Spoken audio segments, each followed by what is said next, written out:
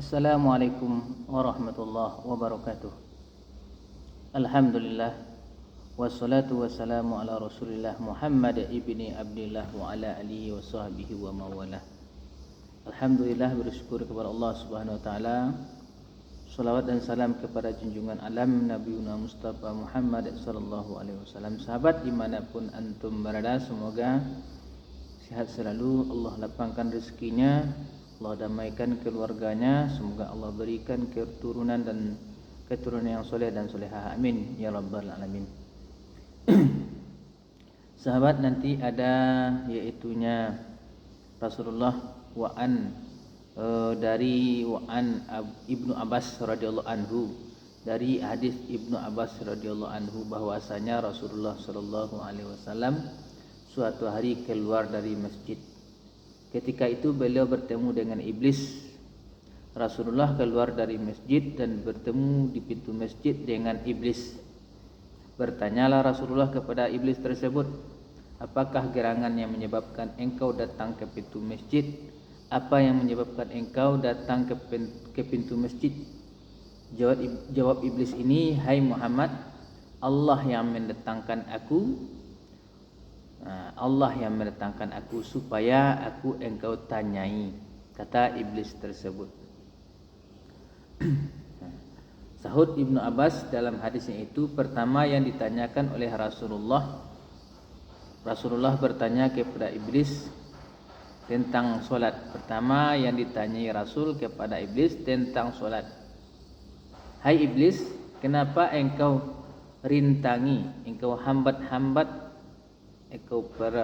engkau rintangi umatku melaksanakan solat berjemaah? Kenapa engkau halangi umatku untuk solat berjemaah? Kata Rasulullah SAW.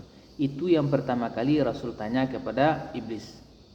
Lalu iblis menjawab, hai Muhammad, tahukah engkau, hai Muhammad, ketika umatmu berangkat hendak solat berjemaah, umatmu hendak solat berangkat berjemaah, maka kami para iblis ini, syaitan ini,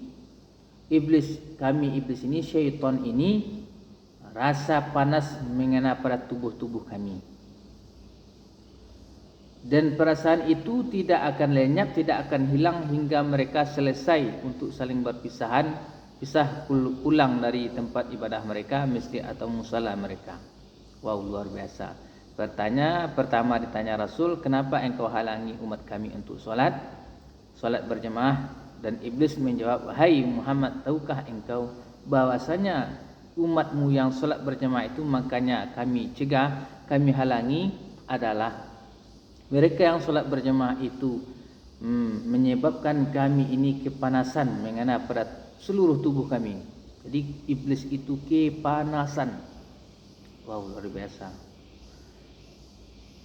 Lalu ditanya oleh Rasulullah kepada iblis selanjutnya, pertanyaan berikut, kenapa engkau cegah umatku membaca Al-Quran? Kata Rasulullah kepada iblis, hai iblis, kenapa umatku engkau cegah membaca Al-Quran?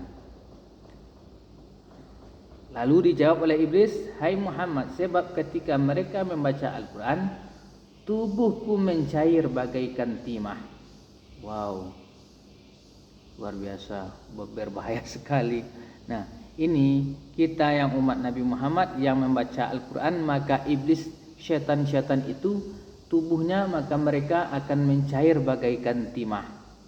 Wow. Maka dari itu ajakan yuk salat berjamaah supaya jangan ada syaitan iblis itu menjadi kawan kita, supaya jin itu kepanasan, supaya jin itu jika kita baca Al-Quran, supaya jin itu menjadi cair bagaikan timah. Dan lanjutnya, wahai iblis, kenapa engkau cegah umatku untuk melaksanakan jihad? Jawab iblis menjawab, hai Muhammad, tahukah engkau sebab ketika mereka berjihad terjeratlah kedua kakiku. Maka iblis itu terjerat kedua kakinya jika ada di antaranya umat Nabi melakukan berjihad fi sabilillah jalan Allah Subhanahu wa taala. Lanjut Rasulullah bertanya lagi, wahai iblis, kenapa engkau rintangi umatku? Kenapa engkau halangi? Engkau berat-beratkan hatinya untuk melaksanakan ibadah haji. Engkau halangi mereka untuk menyetor uang-uangnya untuk melaksanakan ibadah haji. Engkau lakukan kesibukan untuk dirinya hanya untuk memikirkan dunia-dunia. Itu iblis yang berperan. Maka jawab mereka, kenapa engkau halangi umatku melaksanakan ibadah haji? Jawab iblis, hai Muhammad, tahukah engkau ketika mereka berangkat untuk menunaikan ibadah haji, maka aku pun terjerat dan terbelenggu. Dan mereka, jadi iblis umat kita, umat Nabi Muhammad ini yang melaksanakan ibadah haji, maka iblis itu akan terjerat, akan terbelenggu oleh kita. Dan jika di antaranya ada umat Nabi Muhammad sallallahu alaihi wasallam melaksanakan bersedekah dan membayar zakat, maka seolah-olah, kata iblis, mereka meletakkan gergaji di atas kepalaku, dibelah gergaji, maksudnya meletakkan gergaji di atasku dan membelah seperti membelah bagaikan membelah papan. Wow, luar biasa, membelah kayu. Di iblis itu akan tersakiti, akan panas jika ada umat Nabi Muhammad solat berjemaah, akan